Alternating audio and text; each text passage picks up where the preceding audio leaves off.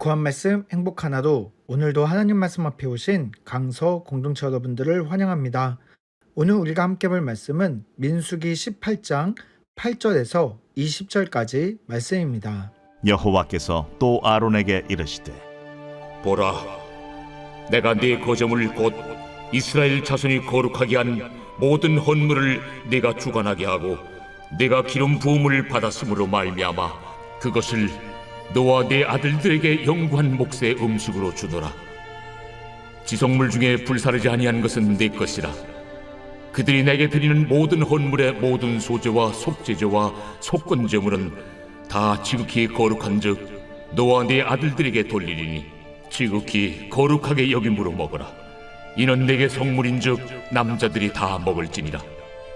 내게 돌릴 것은 이것이니 곧 이스라엘 자손이 드리는 거제물과 모든 요제물이라. 내가 그것을 너와 네 자녀에게 영구한 몫의 음식으로 주었은즉 네 집에 정결한 자마다 먹을 것이니라. 그들이 여호와께 드리는 첫 소산 곧 제일 좋은 기름과 제일 좋은 포도주와 곡식을 네게 주었은즉 그들이 여호와께 드리는 그 땅에 처음 익은 모든 열매는 네 것이니 네 집에서 정결한 자마다 먹을 것이라. 이스라엘 중에서 특별히 드린 모든 것은 네 것이 되리라. 여호와께 드리는 모든 생물에 처음 나는 것은 사람이나 짐승이나 다 네 것이로되 처음 태어난 사람은 반드시 대속할 것이요 처음 태어난 부정한 짐승도 대속할 것이며 그 사람을 대속할 때에는 난 지 한 달 이후에 내가 정한 대로 성소의 세겔을 따라 은 5세겔로 대속하라. 한 세겔은 20게라인이라. 오직 처음 태어난 소나 처음 태어난 양이나 처음 태어난 염소는 대속하지 말지니 그것들은 거룩한즉 그 피는 제단에 뿌리고 그 기름은 불살라 여호와께 향기로운 화제로 드릴 것이며 그 고기는 내게 돌릴지니 흔든 가슴과 오른쪽 넓적다리 같이 내게 돌릴 것이라. 이스라엘 자손이 여호와께 거제로 드리는 모든 성물은 내가 영구한 몫의 음식으로 너와 네 자녀에게 주노니 이는 여호와 앞에 너와 네 후손에게 영원한 소금 언약이니라. 여호와께서 또 아론에게 이르시되 너는 이스라엘 자손의 땅에 기업도 없겠고 그들 중에 아무 분깃도 없을 것이나 내가 이스라엘 자손 중에 내 분깃이요 내 기업이니라. 앞선 7절까지 말씀은 제사장 직분의 책임에 대한 이야기였다면 오늘 본문은 제사장에게 주어지는 특권에 대한 이야기를 하고 있습니다.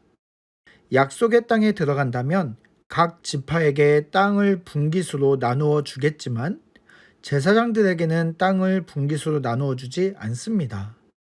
제사장들은 다른 지파와 달리 성소에서 하나님을 위한 특별한 일을 수행하기 때문에 하나님의 특별한 통로로 그들의 필요를 채우시는 하나님의 계획이 있음을 말씀하고 계십니다. 바로 이스라엘 백성이 하나님께 바친 제물 중에 일부를 제사장의 분깃으로 지정하고 계시는 것입니다. 제사장에게 주어지는 분깃 첫 번째는 제물 중 불사르지 않고 남겨진 것입니다.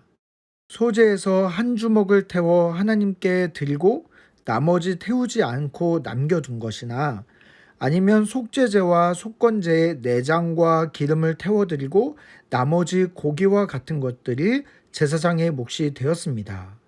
이것들은 남자들, 제사장들만 먹을 수 있었습니다. 그래서 두 번째는 두 손으로 들어서 제물을 드리는 모습의 거제나 흔들어서 드리는 요제에서 드려진 제물들은 제사장의 가족들을 위해서 주어졌습니다.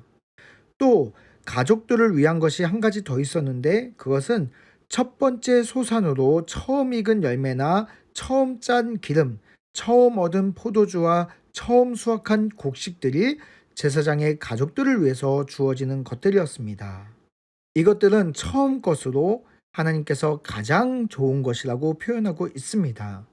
제사장 가정에 하나님께서 가장 좋은 것으로 채우겠다는 것입니다. 하나님의 일을 하는 제사장에게 하나님께서는 가장 좋은 것으로 그 가정을 채우겠다고 약속하고 계시는 것입니다. 마지막으로 네 번째는 처음 태어난 사람이나 짐승을 제사장 몫으로 돌아가게 했습니다.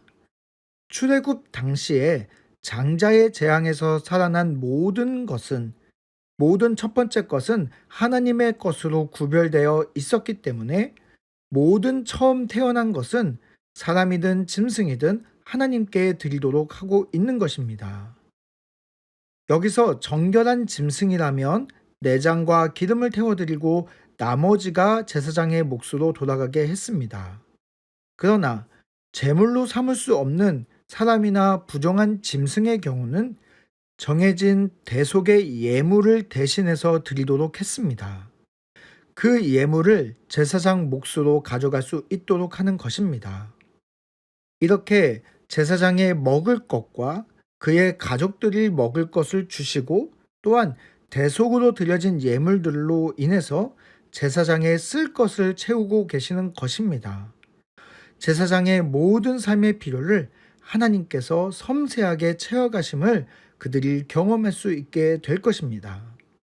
이렇게 하나님께서 꼼꼼하고 섬세하게 필요를 채우시면서 그들에게 이렇게 마지막에 말씀하십니다. 너와 내 후손에게 영원한 소금의 언약이니라.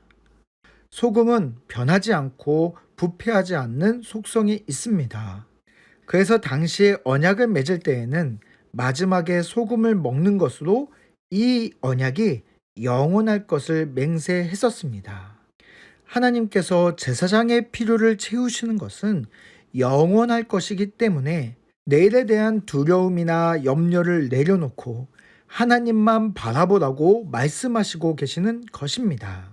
왜냐하면 제사장에게는 아무런 분깃이 없지만 하나님이 곧 그들의 분깃이고 기업이기 때문입니다.